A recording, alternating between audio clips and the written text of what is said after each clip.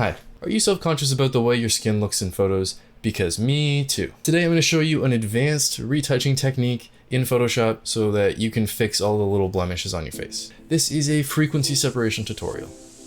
Let's go.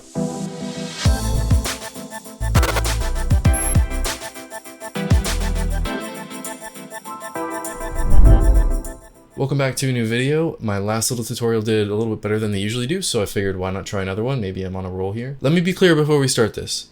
This is definitely a more advanced, involved technique for photo retouching, and the reason you should use frequency separation instead of just clone stamping someone's face or using the skin smoothing tool in Lightroom is because frequency separation actually lets you fix the little imperfections in skin tones without completely ruining the skin tone and making it look like plastic or just wrong. So this is a photo I just recently posted on Instagram. Follow me at _Will Delaney. So the steps you have to do in order to set everything up to do the frequency separation is a little bit involved, but once you get there, the actual removing of these things on the face get a lot easier. So we're going to start with our image here. I've already done some basic edits just to make it look the way I want. And so we're going to start off with Ctrl-J twice to duplicate this 2 times.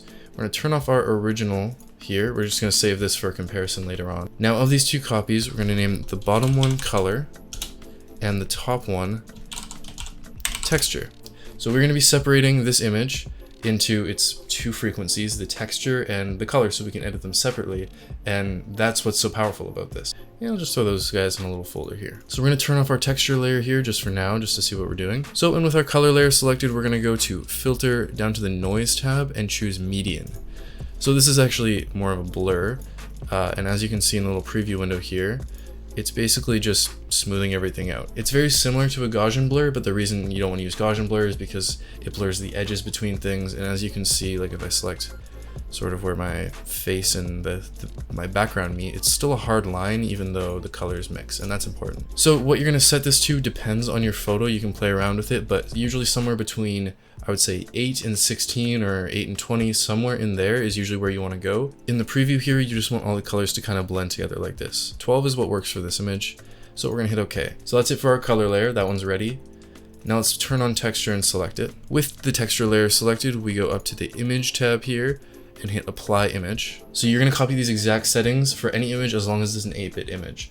For a 16-bit image, this step is a little different, and if you don't know the difference between 8 and 16-bit, look up in the tab here where it says the name of your layer, RGB, and then the number 8 here. That means it's an 8-bit file. I don't want to get into it right now because it's a whole thing, but in short, 16-bit photos just have more colors. Now if you just want to copy this, you can change your image from 16-bit to 8-bit. I don't think my car's ready. Hello? Yep. Or I guess what's the earliest time I can pick up tomorrow? Just there, like what's my window? Oh, thanks. The lady said I have a nice car.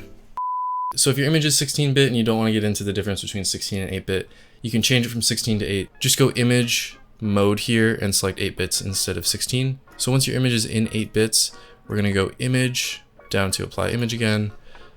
And this is going to look weird, but just hold on, okay? Just give me a minute. It's going to look good, okay? So your source should be the original image you dropped in here. If you have different tabs open for different images, just make sure it's the image selected for this. Then for layer, we're going to select your color layer that we created. Channel has to be RGB, not inverted. Then you change the blending mode to subtract, your scale to 2, your offset to 128, and then leave these 2 boxes unchecked and opacity at 100. We're going to hit OK, and it gives us this weird gray image. Then with our texture layer still selected, we're going to go to the blending modes and change it to linear light. And now, just to make sure you did this properly, when you turn off your frequency separation and reveal the original photo underneath, they should look exactly the same. So we didn't change anything about how the photo looks yet. All we've done is just separate those layers so we can work on them individually. Just so we don't get confused, I'm going to turn off the original layer here. And now in frequency separation, you can start with the color or texture first and go between them. It doesn't matter which you do first. I'm going to start with the texture. So this includes, you know, pores on your face, any hairs out of place. You can remove little hairs on your face. Like if you have just like one little hair right here dangling down, you're like, oh, I gotta get rid of that. And the reason frequency separation is so nice is because we're basically gonna be clone stamping, but you don't have to focus on what color you're sampling to paste over top. You just have to focus on what the texture looks like and if that's what you want. So we're going to hit J on the keyboard or come over here and select your healing brush tool. Now this is important. Sample should be current layer, not current and below. That's going to mess it up. So I have current layer selected here. And over here, you just want whatever size works for you and hardness all the way to 0. Other than that, we're going to zoom in here. Yeah, you get a nice close look at my face. Isn't this lovely? And so we're going to be removing texture, not color yet. The color might look a little weird underneath because we haven't touched that yet. But now you can see, you know, there's some blemishes here. I can just sample, say this area here doesn't really have any blemishes, and just kind of paste it over there. Make sure to keep resampling so you're not just pasting the exact same stuff over and over again. Now I'm going to take some care to not remove my little freckles or moles or whatever you want to call them on my face. Because I have this sort of, I don't know if you would call it an ethical thing, but I don't like removing parts of people that are a permanent part of them, because it's who you are. And like, I'm not the type of photographer who's going to, you know, make you look skinnier or something like that for your photos, because I think you should be happy with how you look and just present yourself that way to the world. And some people struggle with doing that, and that's totally okay. But I don't think you should have to try and change how you look for people on the internet. And that's just my opinion. So removing acne and whatnot might seem a little hypocritical, but where I draw the line is if it's a permanent part of you, I don't remove it. If it's something that comes and goes like acne, well, I'm just gonna make you look like you would look, or in this case I'm talking about myself, but I'm making myself look like I would on my best day, right? That's how I look, that's how I visualize it. This isn't unrealistic for me to have clear skin, right? It's just in this image I don't, and right now I don't. So that's why I don't have a problem removing acne. So I'm just like sampling and pasting. You see I'm not going crazy because I don't want to just destroy the textures of this image. That's looking pretty good. Probably should have shaved before I took this photo, but I'm not gonna remove my entire little whatever I have going on there. So we're done with the texture for now. We're going to switch to color. And when we edit the color layer, we're not actually going to do anything to that specific layer. We are going to create a new layer right above the color and below the texture. We'll just name this color edit. Another little note, there's a lot of ways to do frequency separation. This is how I do it. Not everyone's going to do it this way, and that's fine.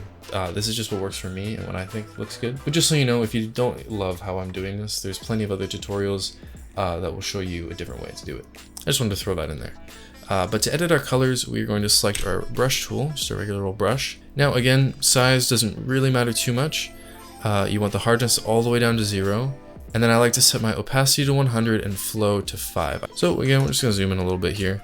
Now for this, I'm looking for the little reddish areas here. We can lighten up the bags under my eyes, good God. And that's mostly what we're doing with color. You can also kind of change the way the shape of the shadows are on your face, but that's a little harder to do and keep it looking natural. So I'm going to get my little dropper tool and select a skin tone that I think looks... You want to pick an area that is like the average tone of your face, and you want it to match the brightness or darkness of whatever you're painting in. So I want to cover this area here because it's a little red. I'm going to select right in the shadowy area here. I'm going to brush just a little bigger and just paint over like that. Now the adjustments here are going to be subtle, but that's good because anything more than subtle is going to be obviously fake, and we don't want obviously fake, we want probably real. That's what we're shooting for here. You can also do, so if you pick a color kind of like a neutral skin tone and just touch up under the eyes just a little bit, it makes you look like you actually slept last night. So now once you're done, if there's something else you notice, you can go back to the texture and clone stamp that some more, come back to the color edit. You can go back and forth. There's no order that needs to be done in, but that's pretty much all I'm going to do. So I'm going to turn on my original layer and then just turn off and on the frequency separation folder just to show you what we started with and what we have now. That's before, and this is with frequency separation. So I think this looks pretty natural still, but that's a pretty big difference in my opinion. But that's all I got for you. I think frequency separation is, I don't always use it. Sometimes I do just use the smoothing skin tool in Lightroom. That's totally fine if that's what you prefer to do. It's a lot easier, it takes a lot less time. But if you're doing especially like some high-end fashion, or just you want to make sure everything looks perfectly natural and not edited, but you still want to correct those skin tones, frequency separation is what you should be doing. I know that was a little complicated. I hope you guys kept up with me through that. If you have any questions about frequency separation, leave them in the comments down below. and I will try and answer them if I can. This is also a relatively new thing for me. I haven't been doing frequency separation for that long. Like, this is a fairly new thing for me, so I'm also not the best at it. Like this could definitely be done better, but I don't know. Just remembering all those steps takes a little while, because there are quite a few of them. But everything, once you break it down, everything's pretty simple. But anyways, if you guys enjoyed this video, hit that like button. It does make a difference. Definitely makes a difference. The more you like this video, the more people will see it. If you want to see more stuff like this, more tutorials, got some car content coming up, got some gear content maybe. I don't know, who knows what the future holds. But I'm uploading like once every 3 days, so if that is something that interests you, hit the subscribe button. You can also check out all my social media, my new website, just revamped the DelaneyMedia.ca website, so you can check that out in the description, along with all my gear links as well on Amazon. So that's about it. That's all I got for you. Thank you guys for sticking around to the end of the video, and I will see you in the next one.